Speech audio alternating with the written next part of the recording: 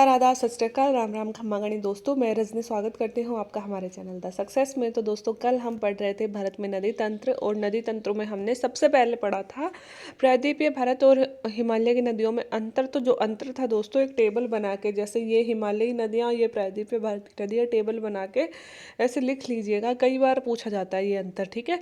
और इसके बाद में हमने पढ़ी हिमालय की नदियाँ शुरू करी, और हिमालय की नदियों में हमने सिंधु नदी तंत्र पढ़ लिया। सिंधु नदी में सिंधु की सहायक नदियाँ कौन सी थी, लंबाई कितनी है, कहाँ से निकलती है, कहाँ पे ख़त्म होती है, 5 नदियाँ कहाँ पे आके मिलती है, और सिंधु नदी जल समझौता क्या है, सब कुछ हमने बड़ा ही डिटेल में पढ़ लिया था। आज हम पढ़ेंगे गंगा नदी तंत्र, बहुत इंपॉर्टेंट है दोस्तों हमारे लिए।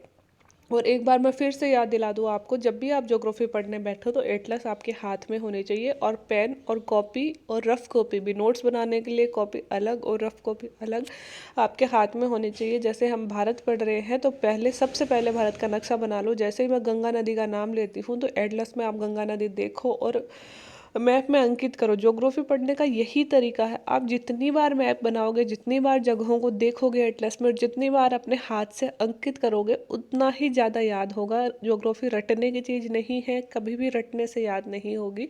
और जैसे मैं बता रही हूँ उस तरह से ज्योग्राफी पढ़ोगे तो यकीन मानिए, कभी ज्योग्राफी में से कोई भी चीज़ आपके दिमाग से निकल ही नहीं सकती, क्योंकि एक बार आपने नक्शे में आंखें घुमा ली, एक बार ढूंढ ली कोई चीज़, तो वो आपके लिए हमेशा के लिए याद हो जाती है। यार, पिछली बार मैंने देखा तो था, यहाँ से था ये शहर, है ना, इस तरह से याद हो जाती है, ठीक है। तो आप इतना सा जरूर करिएगा मेरे साथ साथ। अब हम शुरू करते हैं गंगा नदी तंत्र। गंगा नदी की मुख्य धारा भागीरथी गंगोत्री हिमानी से निकलती है, और अलकनंदा उत्तराखंड के देवप्रयाग में इससे मिलती है। तो दोस्तों, जो गंगा नदी है वो शुरुआत में कई नदी छोटी छोटी धाराओं से आकर मिलती है। तो सबसे इम्पोर्टेंट धारा है इसकी भागीरथी। कौन सी है? भागीरथी। और भागीरथी कहाँ से निकलती है? गंगोत्री हिमनद से निकलती है। और गंगोत्री हिमनद मतलब गंगोत्री ग्लेशियर है कहाँ पे? अपने उत्तराखंड में है, ठीक है। और उत्तराखंड के देवप्रयाग में अलकनंदा नदी जब इससे आकर मिल जाती है, तब इसका नाम पड़ता है क्या? गंगा नाम पड़ता है। तो भागीरथी और अलकनंदा के मिलने से गंगा नाम पड़ता है। और यह कहाँ मिलती है? उत्तराखंड के देवप्रयाग में इससे आकर मिलती है। हरिद्वार के पास गंगा पर्वतीय भाग को छोड़कर मैदानी भाग में प्रवेश करने लगती है। जब हरिद्वार आता है तब तक तो ये पर्वतों में बैठती रहती है, और हरिद्वार के पश्चात यह मैदानी भाग में प्रवेश कर जाती है। हिमालय से निकलने वाली बहुत सी नदियां आकर गंगा नदी में मिलती हैं, और ये प्रमुख नदियां हैं यमुना, घाघरा, गंडक, कोसी। यमुना नदी हिमालय के यमुनोत्री हिमानी से निकलती है, तथा गंगा नदी के दाहिने किनारे के समानांतर चलती है, और इलाहाबाद में गंगा में मिल जाती है। घाघरा, गंडक, कोसी नेपाल हिमालय से निकलती है, और इनके कारण प्रत्येक वर्ष उत्तरी मैदान के कुछ हिस्से में बाढ़ आ जाती है, जिससे बड़े पैमाने पर जनमाल का नुकसान होता है। लेकिन ये वे नदियां हैं जो मिट्टी को उपजाऊपन प्रदान करके कृषि योग्य भूमि बना देती है, ठीक है। प्रायद्वीपीय उच्च भूमि से आने वाली मुख्य सहायक नदियों में चंबल, बेतवा और सोन है। ये अर्धशुष्क क्षेत्रों से निकलती हैं, इनकी लंबाई कम है तथा इनमें पानी की मात्रा भी कम होती है। ज्ञात कीजिए कि ये नदियाँ कैसे गंगा में आकर मिलती हैं। बाएं किनारे पर आने वाली सहायक नदियों से जल से परिपूर्ण होकर गंगा नदी पूर्व दिशा में पश्चिमी बंगाल के फरक्का तक बहती है, और गंगा नदी, यह गंगा डेल्टा का सबसे उत्तरी बिंदु है। यह नदी दो भागों में बट जाती है। भागीरथी हुगली, जो इसकी एक वितरिका है, दक्षिण की तरफ बहती है तथा डेल्टा के मैदान से होते हुए बंगाल की खाड़ी में मिल जाती है।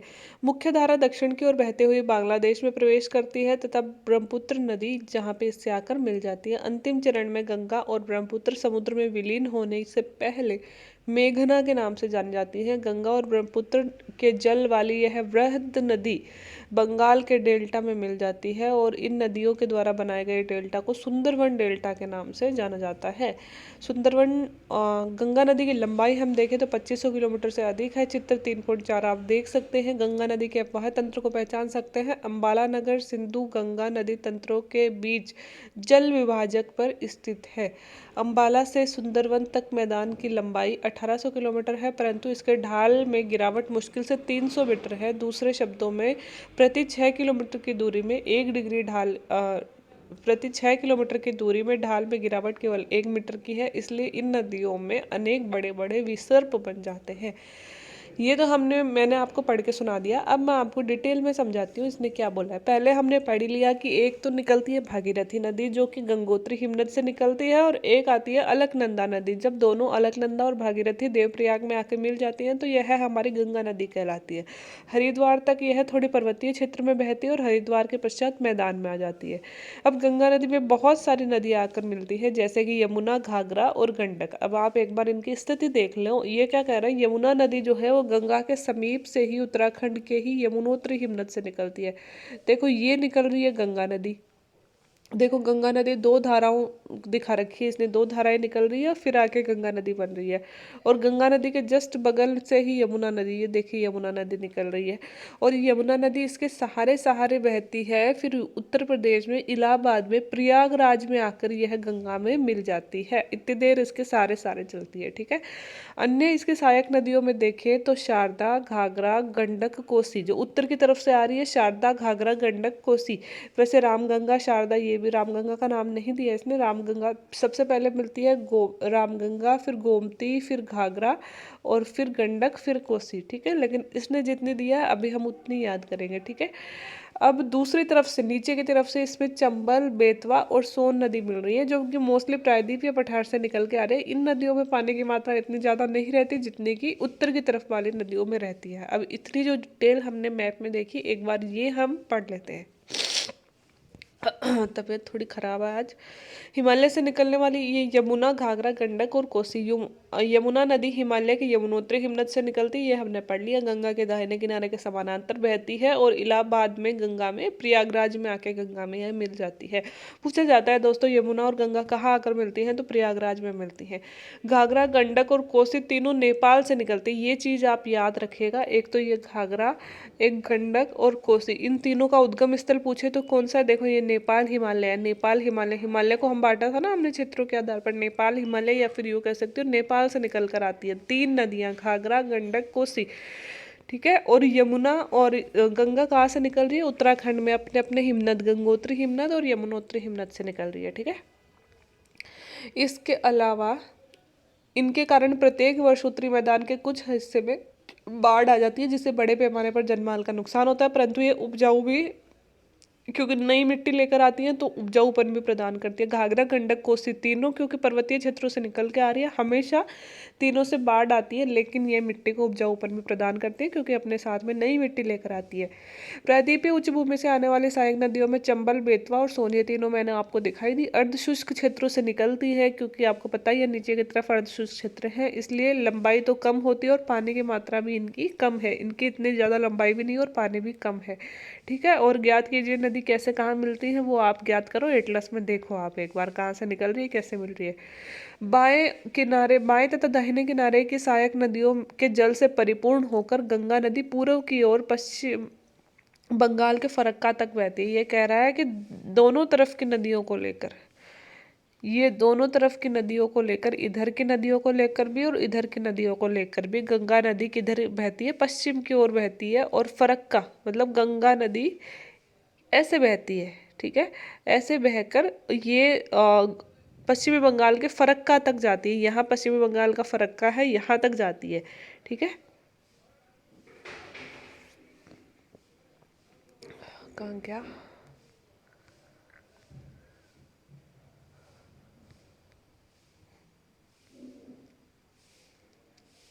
बाएं और दाएं किनारे के सहायक नदियों के जल से परिपूर्ण होकर गंगा नदी पूर्व दिशा में पश्चिमी बंगाल, सॉरी तभी मैं सोच रही हूँ पश्चिमी दिशा कहाँ, पूर्व दिशा में पश्चिमी बंगाल के फरक्का तक पहुँचती है। और फरक्का तक पहुँचकर यहाँ नदी फरक्का तक बहती है और यह गंगा के डेल्टे का सबसे ऊपरी हिस्सा है। फरक्का के पश्चात गंगा धीरे धीरे डेल्टा बनाना शुरू कर देती है। यहाँ पे नदी दो भागों में बढ़ जाती है। भागीरथी हुगली नदी जो कि एक वितरिका है, मतलब पश्चिमी बंगाल में दोस्तों आपको पता है ना, गंगा नदी को हुगली नदी कहते हैं। मतलब मुख्य गंगा नदी तो एक तरफ से जाती है और एक तरफ इसकी एक छोटी सी शाखा हो जाती है जिसे हम हुगली नदी बोलते हैं। यह भी गंगा की ही एक शाखा है जो कि दक्षिण की तरफ बहती है और गंगा डेल्टा के मैदान में होते हुए बंगाल की खाड़ी में, कौन सा लेसन आ गया भाई ये एकदम से,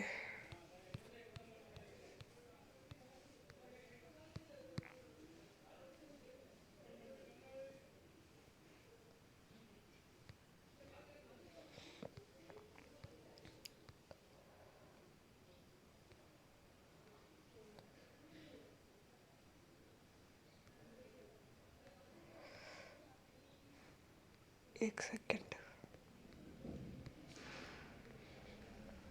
हाँ, मुख्य धारा दक्षिण की ओर बहते हुए बांग्लादेश में प्रवेश करती है तथा ब्रह्मपुत्र नदी इससे आकर मिल जाती है। तो देखो, एक तो भागीरथी नदी हो गई, भागीरथी नदी या फिर उसको बोलते हुगली नदी, और दूसरी हमारी मुख्य गंगा नदी हो गई। ठीक है, दोनों दक्षिण की तरफ बहने लगती हैं। आगे चलकर जो अपनी ये वाली नदी है, कौन सी, जो मुख्य गंगा नदी है, वो बांग्लादेश में प्रवेश कर जाती है। यूँ देखिए आप, इसमें देखिए, यह समझ में आएगा। देखो, पहले गंगा नदी पूर्व की तरफ बह रही थी, अब फरक्का के पश्चात यह दक्षिण की तरफ बहने लगती है। ठीक है, अब दक्षिण की तरफ बह रही है और इसकी देखो दो शाखाएं हो गई है। इसकी दो शाखाएं, एक तो ये वाली हुगली नदी और ये वाली भागीरथी नदी। ठीक है, तो यहाँ से ही दो शाखाएं कर दे हम, ये तो भागीरथी नदी मान ले और ये हमारी मेन गंगा नदी। तो मेन गंगा नदी बांग्लादेश में प्रवेश करती है, और इधर से देखो ब्रह्मपुत्र नदी भी आ रही है जो भी बांग्लादेश में प्रवेश कर रही है। आगे चलकर गंगा और ब्रह्मपुत्र दोनों नदियां मिल जाती हैं और मिलकर इन नदियों का नाम बनता है मेघना। और यह मिलकर विश्व के सबसे बड़े डेल्टा, जिसका नाम है सुंदरवन का डेल्टा, उसका निर्माण करती है। कहाँ? बंगाल की खाड़ी में, और अंततः यह बंगाल की खाड़ी में गिर जाती है। अंतिम चरण में गंगा और ब्रह्मपुत्र नदी समुद्र में विलीन होने से पहले मेघना के नाम से जानी जाती है। बहुत इंपॉर्टेंट फैक्ट है दोस्तों, किस नाम से जानी जाती है? मेघना के नाम से। और गंगा ब्रह्मपुत्र के जल वाली वृहद नदी बंगाल के डेल्टा में मिल जाती है, और इस डेल्टा को हम क्या कहते हैं? सुंदरवन का डेल्टा। सुंदरवन के डेल्टा वहां पाए जाने वाले सुंदरी पादप से नाम यह लिया गया है। सुंदरवन का डेल्टा को सुंदरवन क्यों बोला जाता है? क्योंकि वहां पे सुंदरी नाम का वृक्ष पाया जाता है। सुंदरवन डेल्टा विश्व के सबसे ज्यादा तेजी से वृद्धि करने वाला डेल्टा है, और यहाँ पे जो रॉयल बंगाल टाइगर भी पाए जाते हैं, बहुत इंपॉर्टेंट है। भारत में एकमात्र जगह रॉयल बंगाल टाइगर पाए जाते हैं जो व्हाइट कलर के होते हैं, वो कहाँ पाए जाते हैं? सुंदरवन में। अब पढ़ते हैं गंगा नदी की लंबाई के बारे में। तो 2500 किलोमीटर लंबी है गंगा नदी। चित्र 3.4 में देखें, क्या आप गंगा नदी के अपवाह तंत्र को पहचान सकते हैं? तो अपवाह तंत्र में क्या आएगा? गंगा और उसकी जो सहायक नदियां हैं वो। अंबाला नगर सिंधु नदी और गंगा नदी तंत्रों के बीच में जल विभाजक। अंबाला नगर जो कि कहाँ स्थित है दोस्तों? इसमें तो दिखा नहीं रखा होगा। अंबाला नगर यहाँ मिलेगा आपको, पंजाब में से। यह सिंधु नदी के तंत्र को अलग कर रहा है और गंगा नदी के तंत्र को अलग कर रहा है। तो जल विभाजक का काम कर रहा है कौन सा? अंबाला नगर, जो कहाँ का है? पंजाब का है।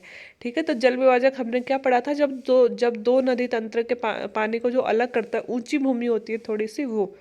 ठीक है, अंबाला से सुंदरवन तक मैदान की लंबाई कितनी है? 1800 किलोमीटर। मतलब अंबाला से यहाँ से शुरू होंगे, मान लो ये अंबाला है, और ये अपना ऐसे गंगा नदी बहकर ये यहाँ पे सुंदरवन आ जाता है पश्चिमी बंगाल में। तो यहाँ तक मैदान की लंबाई कितनी है? 1800 किलोमीटर है, तथा इसके ढाल में गिरावट मुश्किल से 300 मीटर है।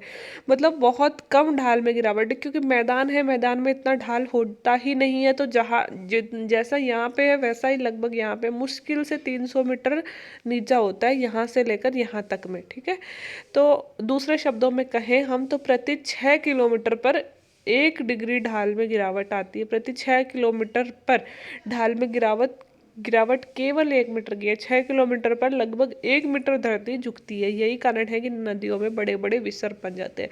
अगर देखो, नदी ढाल में बहेगी तो सीधी बहेगी, लेकिन अगर नदी मैदान में बहेगी, ढाल होगा ही नहीं, तो यूं घूमती घूमती बहेगी। यही कारण है कि गंगा की नदियों में बड़े बड़े विसर्ग बन जाते हैं, और जब भी विसर्ग बनते हैं तो बाढ़ आने की संभावनाएं बढ़ जाती है। क्योंकि नदी अपने जो मुख्य भूमि है, यहाँ बह रही थी नदी, इसको छोड़कर आराम से इधर चले जाते हैं, आराम से इधर चले जाते हैं। यहाँ पे शहर बसा होता है, यहाँ पे शहर बसा होता है, लेकिन वो शहरों में अपना पानी आसानी से ले जाती है। ठीक है, इसी कारण इसमें क्या बन जाते हैं? विसर्ग बन जाते हैं। बाकी अब आ गया हमारा ब्रह्मपुत्र नदी द्रोणी। तो कल पढ़ ली ब्रह्मपुत्र नदी द्रोणी। हाँ, लेक्चर 15 मिनट का हो गया, ज़्यादा लंबा हो जाएगा। आज के लिए इतना ही। वीडियो देखने के लिए थैंक यू सो मच।